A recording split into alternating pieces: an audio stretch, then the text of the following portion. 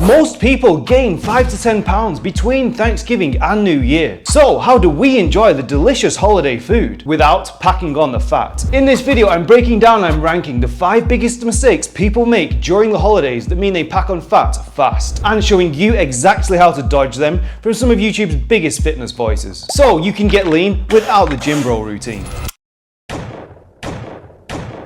First up, we've got Dr. Jason Fung in the mix with his holiday hack. But first, let's make sure you know exactly what's worth putting into action and what's best left behind. So here's how we are going to rank them all. Category 1. Big mistake, avoid at all costs. Mega fat gain if you follow these. Category 2. Use with caution, as it can lead to packing on some extra fluff. Or Category 3. No worries, no extra fat gain here. Now we know Jason is one of the fasting gurus, but does this mean that he's recommending a full fast through this holiday season? Really, one treatment stands out as much better than the others, and that's fasting. Yep, we called it. So let's dig into that holiday specific angle that he's hinting at. First, don't wait. If you just gained weight very recently, that's the period where it's easiest to lose that weight. Body hasn't gotten adjusted to that extra weight yet, and therefore you will be able to lose that weight. So we're preparing for day 1 after some extreme holiday weight gain, and here's why. That weight we gain over the year, it does not add up gradually. You're not linearly gaining 1 pound per month and ending up at 12 pounds at New Year's Eve. Most of that weight actually piles on during the holidays. Studies show that people gain the majority of their yearly weight between November 27th and January 1st. And on average, people only gain 1 pound per year. But that's how it sneaks up. Because you gain 10 pounds over the holidays, then you get back on track most of the year, losing 9 pounds. Then, just before you're back to where you were the year before, holiday season strikes again. And then pound by pound, it adds up over the years. Until one day you realize you're stuck with a belly that's not that easy to get rid of. So, what's Jason's plan? If you are able to go from 1 meal a day to no meals a day, that means, for example, if you're skipping breakfast, lunch, and dinner and go to the next day's breakfast, you're getting about 36 hours of fasting. If you've fasted before, then sure, 36 hours is manageable. But here's where it gets tricky. Going into total screw it mode during the holidays and then thinking you can just fast the fat off, it often backfires big time. This all or nothing mindset, it's simply a trap, and it leads to 1. Inconsistent health and fitness. Jumping between extremes, it makes it impossible to stick to a health and fitness routine, leaving you constantly resetting instead of progressing. 2. Toxic relationship with food. The binge and restrict cycle, it just turns food into the enemy rather than something that you can enjoy in balance. Eating should not come with a side dish of guilt. 3. Loss of real progress. Instead of gradual gains, you're riding this roller coaster, undoing any progress with each cycle. It's just basically 1 step forward and 2 steps back. Dr. Jason's approach here is basically a treatment for day 1 after that holiday weight gain. It's that classic screw it mode mentality. Let yourself gain 10 pounds now and just fast it off later. Big mistake, terrible strategy. This is in the avoid at all costs tier. Now we've got Tal Physique in the spotlight. And if you hadn't noticed, this guy's not exactly skipping workouts. So one thing I forgot to mention, guys, for trying to stay in shape throughout the holiday season is you don't want to neglect working out. Simple advice, right? But that's why he's saying, oh, I forgot. As a fitness guy, he's used to working out every day. But he forgets that for most people, fitness is not a daily thing. Once that momentum is gone, it can feel almost impossible to get back on track. And that's exactly why this advice is gold. Like, you should be working out whether it is the holiday season, summer, whatever, man. Because that way, when New Year comes around, you're still in pretty good shape. And come on, he's spot on. Do not press pause on fitness or nutrition like Jason Fung. But here's the problem. It's holiday season. We're out of routine, traveling and squeezing in family time. So it's easy for 1 missed workout to turn into 2. And then before you know it, you're going to start in January with Jason. So what workout system can easily fit into a holiday schedule? Micro workout challenges. But the key here, intensity. When you're short on time or just using your body weight, pushing to muscular failure is what makes these short sessions effective. So let's dive into an example advanced technique that packs a punch in just a quick 15-minute workout. Mechanical drop sets. Here we switch up the exercise, but we keep the weight the same. The goal is to make each exercise easier as you fatigue. But every set, it should still push you to your limit. So let's keep things simple and just use our body weight. Starting with a tough exercise like a plyometric push-up, and go until you can't keep good form. Then switch to an easier variation like knuckle push-ups and push until failure again. Then we go easier again to incline push-ups until your muscles are completely tapped out. And if you want more workout techniques like this, grab my free do-it-yourself program linked below. 60 60 ways in 60 days to get lean without the gym bro routine. Or if you're ready to guarantee your results and work with me one-to-one, go to my website below. Do not skip workouts over the holidays. Just find those small windows to go to muscular failure,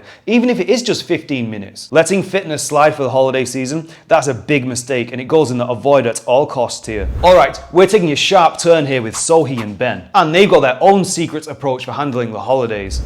No, the holidays only come around once a year. Eat whatever you want. That's dumb. Surely you don't want to undo all of your hard work. Conflicting opinions here then? Or are they playing us for fools? Some of you may be concerned about your weight, Whilst others could benefit from worrying less about their weight. but people fail to remember that good information is person and context dependent. There is no single right way to enjoy the holidays. Alright, let's get real here. This sort of information, it helps 0 people. Remember that line from Benjamin Franklin? If you fail to plan, you're planning to fail. Well, giving advice like, Whatever you choose to do, it's your life. So do whatever the makes you happy. it's just basically the same as saying, just stuff your face, we'll fix it on January 1st. This feel-good messaging, it sounds nice, but let's get real. We need some actual tools to handle this holiday season, so we don't completely derail all of our progress. And here's 5 quickfire tools that you can use. 1. Pre-fasting before that indulgent meal. Got a big meal later? Just keep it simple and skip breakfast and lunch. This helps manage calorie intake without depriving yourself of that big meal. 2. Work out early. Just get moving first thing in the morning. Working out in the morning primes your muscles and boosts that local glucose uptake, so your body is ready to handle those extra carbs and calories. 3. Hydrate with tons of water and fluids. Drinking water before that main event, it can help trigger that stretch response in your stomach, making you feel fuller and less likely to overeat. 4. Sample small servings. Just taste everything you love without committing to a full serving every time. It's about enjoying the flavors and not filling up on every dish. And 5. Post-meal walking. A brisk walk after eating can help with digestion and stabilize blood sugar. We all know this works, but you actually have to get off the sofa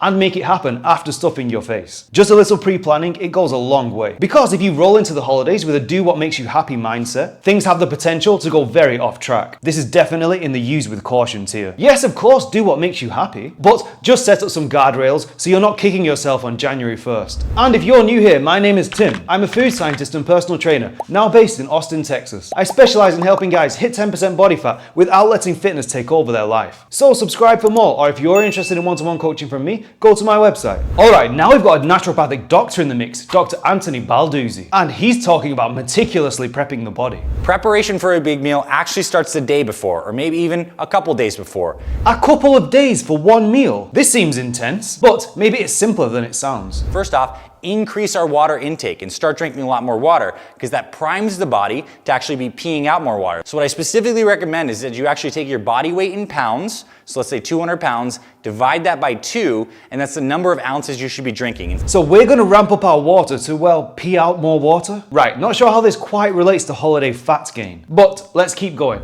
The next thing you want to do is actually start to empty out your body's stored carbohydrates. High intensity exercise, at least 1 hour the day before, but if you can do it a couple days before, 1 hour 2 days before, 1 hour the day before, that's going to help empty out those carbohydrate stores, so when you go into the big meal, you're empty and you're ready to kind of soak this up. Alright, here's Anthony's plan. In the 48 hours before your meal, ramp up water to increase aldosterone, a hormone that regulates water retention, and deplete stored carbohydrates with high intensity workouts. Seriously, Anthony, what's the end game here? We are not stepping on a bodybuilding stage. You see, Anthony has been on a stage before, so he's used to manipulating water and glycogen for that ultra lean look. And sure, we might hold a little extra water with all that holiday food, but it's not fat, it's just water weight. And spending 2 hours in the gym for 2 days straight before a family meal, it seems a bit excessive. But you saw that whiteboard, he doesn't even stop there. Here's the full prep routine. Ultra low carbohydrate for 48 hours, fast until the meal, take digestive enzymes with the meal, skip dessert, fast the day after the meal, and then break your fast with a protein shake and a workout. Now, I get the science here, but this level of overkill, it's only really useful if you're planning to step on a stage. It's a total gym bro move dressed up as holiday advice. Let's keep it real, there is no need to prep for 48 hours in advance for one family feast. This one's definitely in the no worries tier. Alright, now it's my turn. And I've got a question for you this week. How much fat can you really gain from one day of hedonistic indulgent eating?